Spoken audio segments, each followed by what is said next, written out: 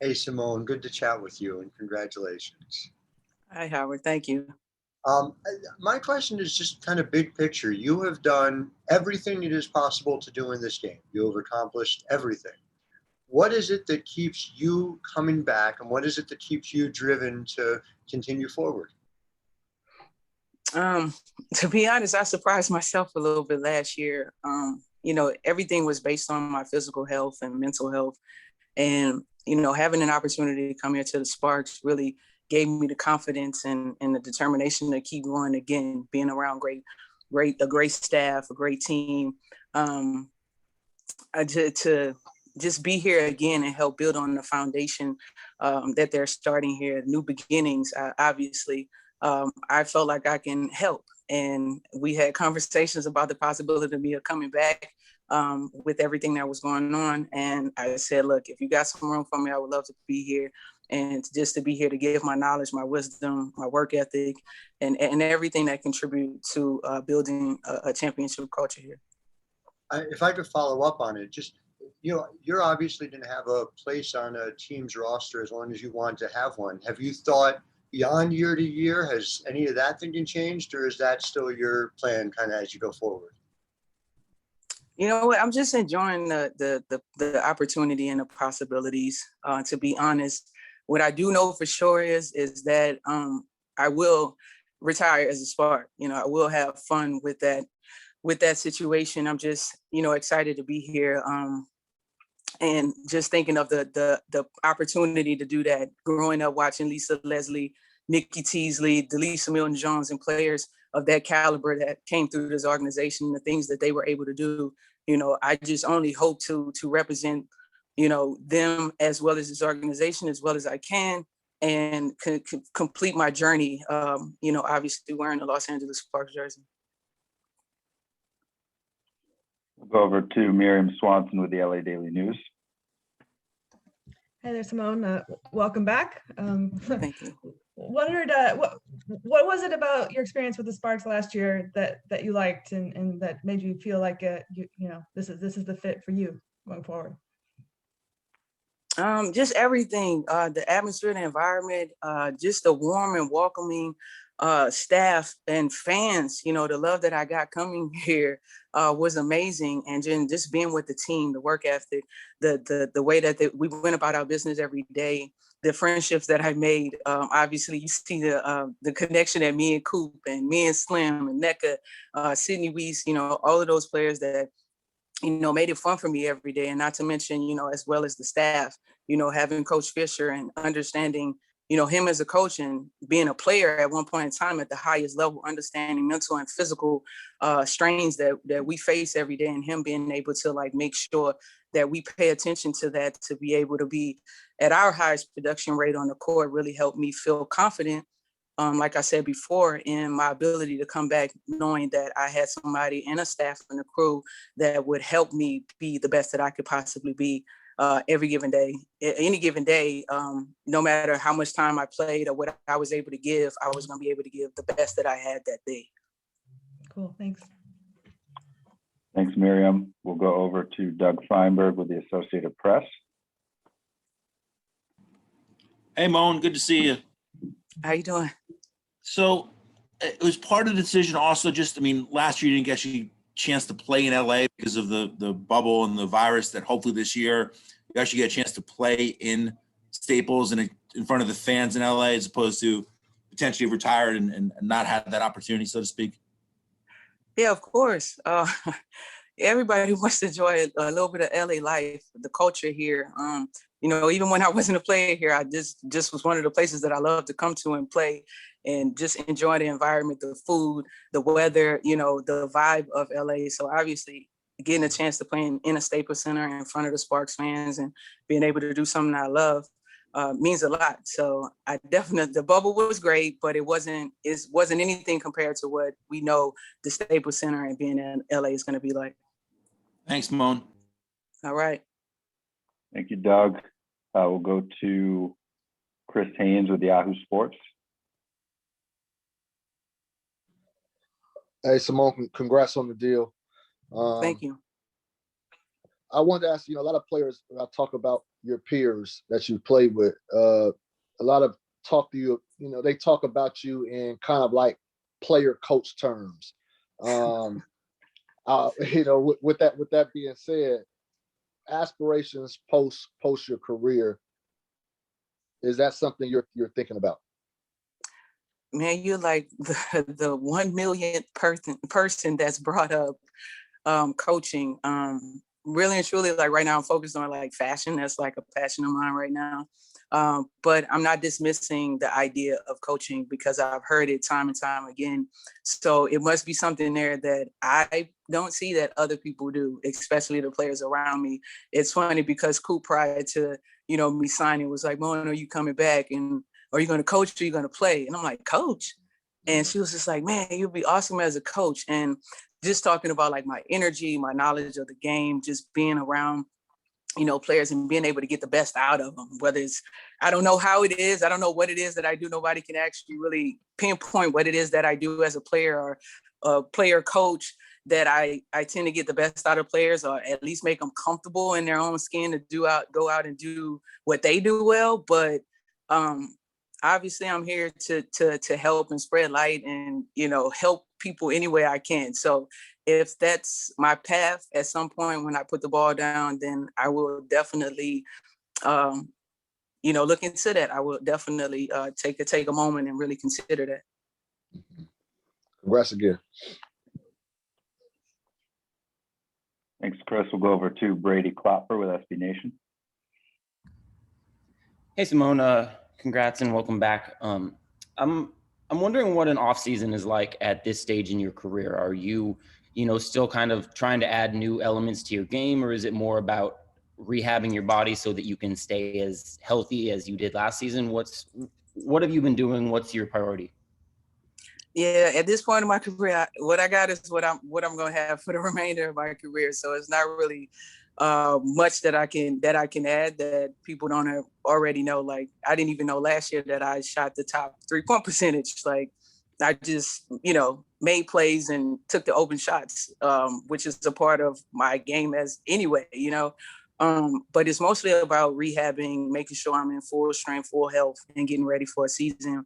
Unlike any other, like the bubble last year, we played every other day. So I don't even think anybody was really prepared for that. But this year, more than ever, my day starts at like 4:30 and I'm going through workout regimens and really focusing on my lower body. As we all know, I've had knee issues over the years. So I just want to make sure that I'm strong enough and well enough to get through a season and able to help my team in any way. John W. Davis is Winsider. Good West Coast morning to you. Money Moan, how you doing? I'm good. How are you? Good. So I want to get your opinion on this. So, what's your outlook on how the Sparks can actually do in this 2021 season? Because a lot of people are looking at this team and saying that they probably won't even make the playoffs. And then also, what's your role on the Sparks in 2021? Well, I'll start with my role. My role is obviously what I've spoken about before, just bringing knowledge and wisdom to the team for how to compete, what a championship mindset, what is that, how we go about our business, being a professionalism for the younger players. We have a great mix of young players and vet players, but going to your question or about what the season will look like for the Sparks, we really don't know. But what we do know is we have great young pieces, and I only know what you all know as far as like watching press conferences with Bria Holmes, Erica Wheeler, and Amanda Zawi. And just from watching those press conferences, you can feel the passion, the determination, the joy of just being in LA and having an opportunity to play here. And sometimes really that's all you need. You need that hunger from younger players that want to come out and win and get better as an individual. And that's going to buy into your system. And collectively, we move forward together as a team. What it looks like, we don't know. But every day that we step on that court, we're going to get better and we're going to push each other. And so that's a part of why I'm here. That's why NECA is the leader. That's why Christy Tolliver is here, because we've been there, we've done it. And so we know what it feels like to win a championship. We've been through all of that, the hardships of not winning.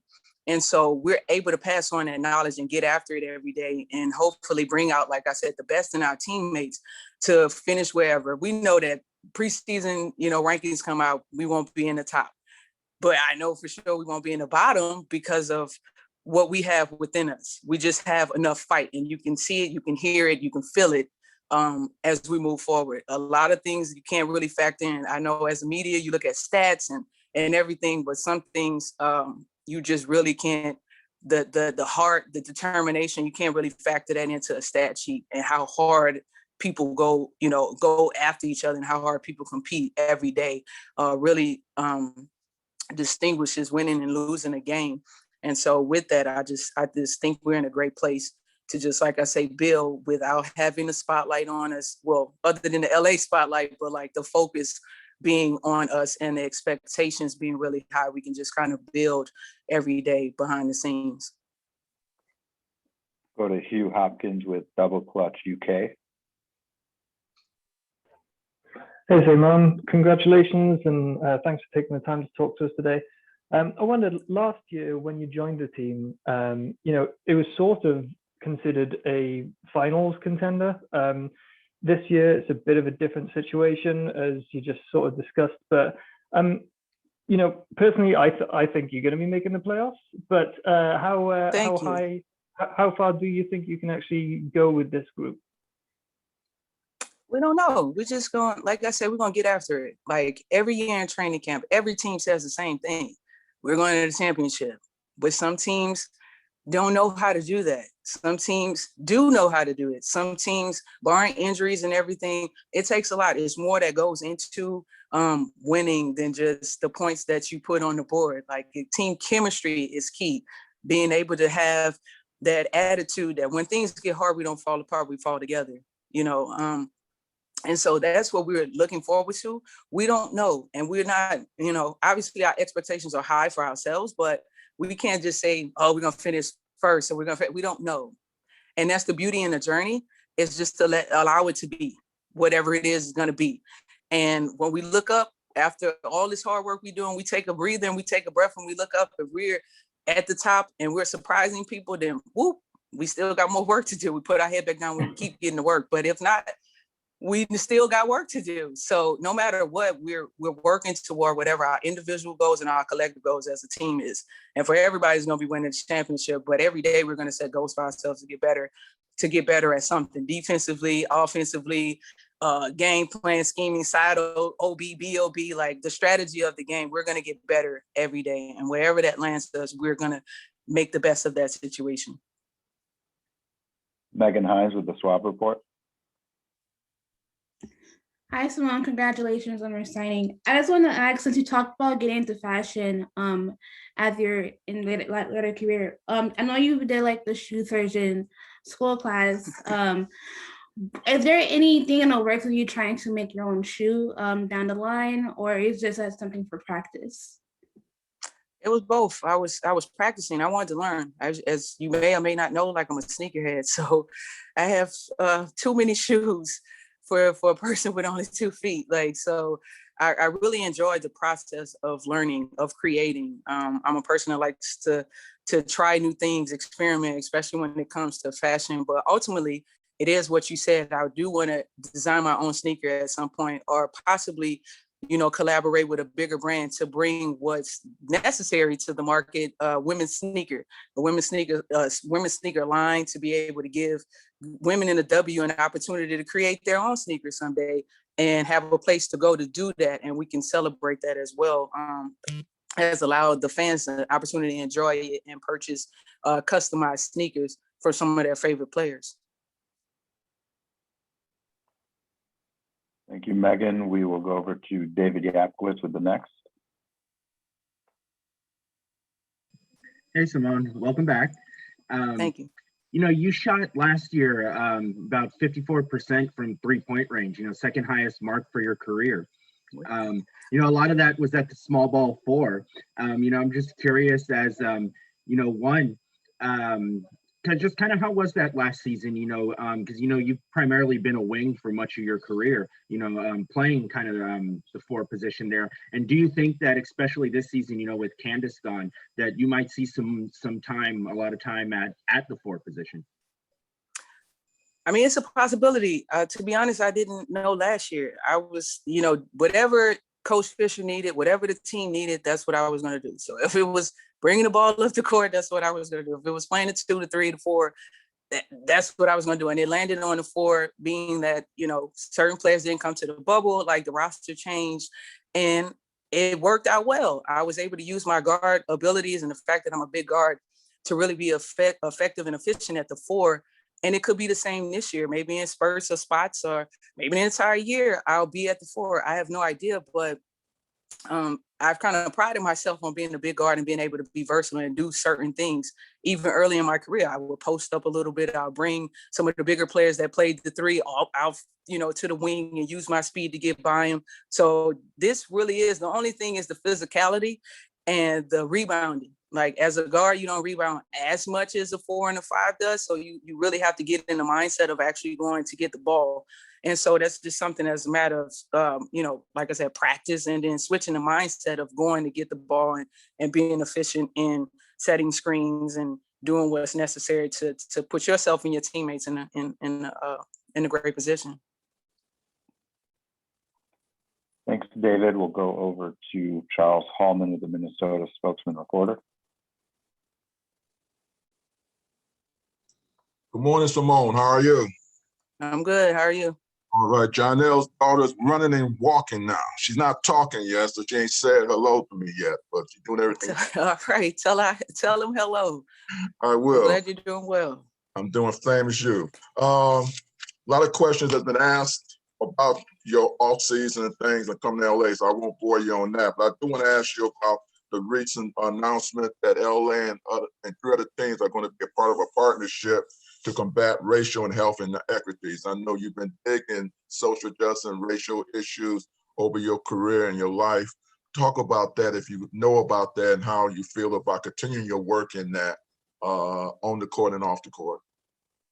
Obviously, the W and his players built, their entire 2020 season around that.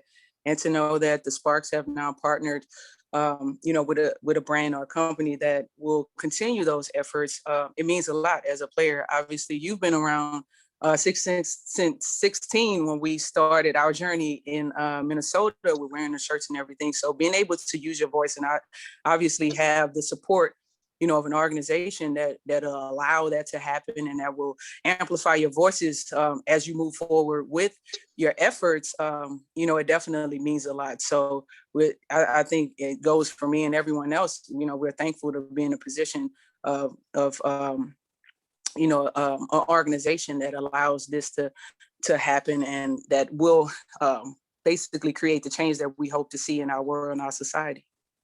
Good to see you. I hope to see you later on this summer. All right. Thanks, Charles. We have time for just a couple more today. We'll go to Raymond Lyons with Made for the W. Money Moan, what's up? What's happening? Not much. Just wanted to piggyback on the shoe surgeon question from earlier. What was the inspiration beside the Jordan 1s you made? The inspiration, I said it in a video. If you check on my IG page, like I literally went to buy some shoes off Nike sneakers and took an L like everyone else on some dunks. And so I had been looking into the shoe surgeon school, and I just decided at that moment, like I got to stop procrastinating. Like it's never going to happen if I don't go for it. And so I signed up.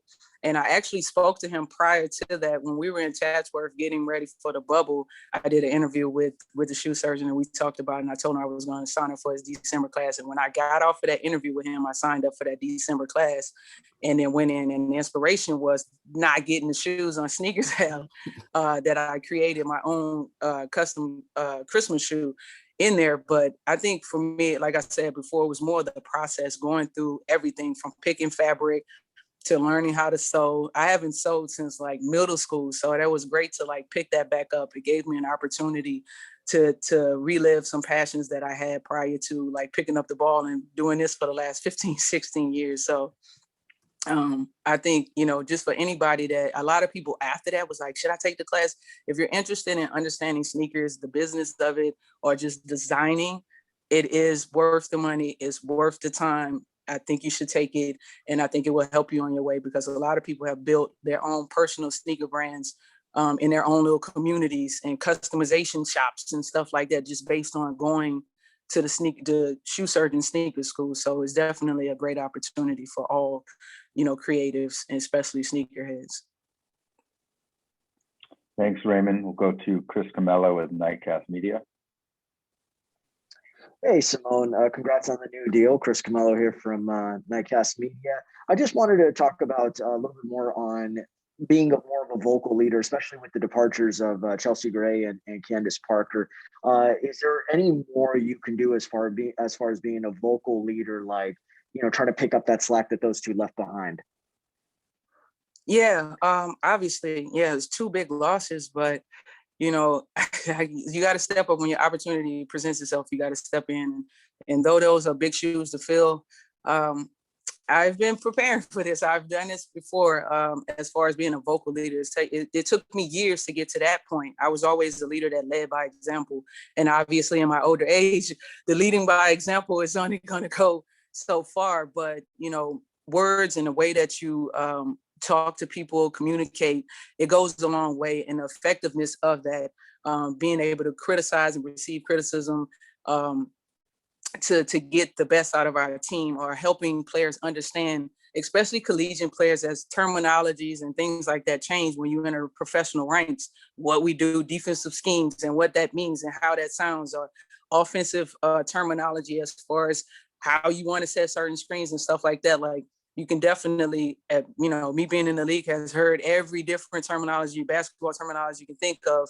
helping someone else that may have a problem with retaining plays and retaining certain information, to just be that vocal leader and be in their ear all the time to help them, continue to grow in that process. Thanks. We have time for just 2 more today. We'll go to Michael Matthew with Good News Radio.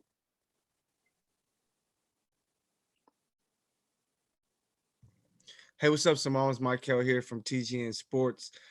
Just a couple questions. With you being a legend for so long, do you think about legacy? I'm 31 years old and I'm from LA. And I've been hearing your name since like I was in high school, so it's just crazy. Okay, because you almost made me feel old. You was just like for so long. Like, yeah, just like hearing the stories of you playing travel ball with the guys and everything is big time.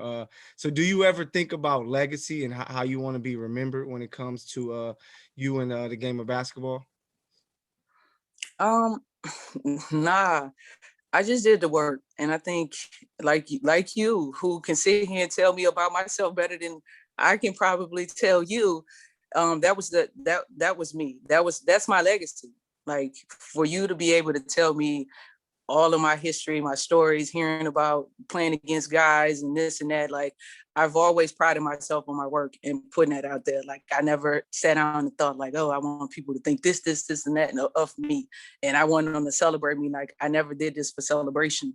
I did this because I enjoyed it. I had fun. I was passionate about it. And I, at some point, realized that I was pretty goddamn good at it.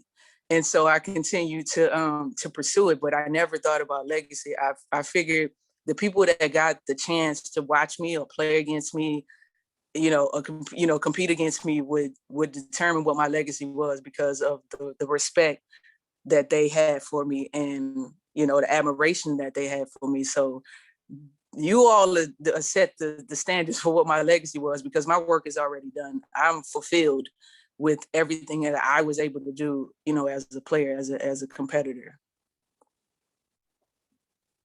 Thank you. We'll end with Miriam Swanson, LA Daily News.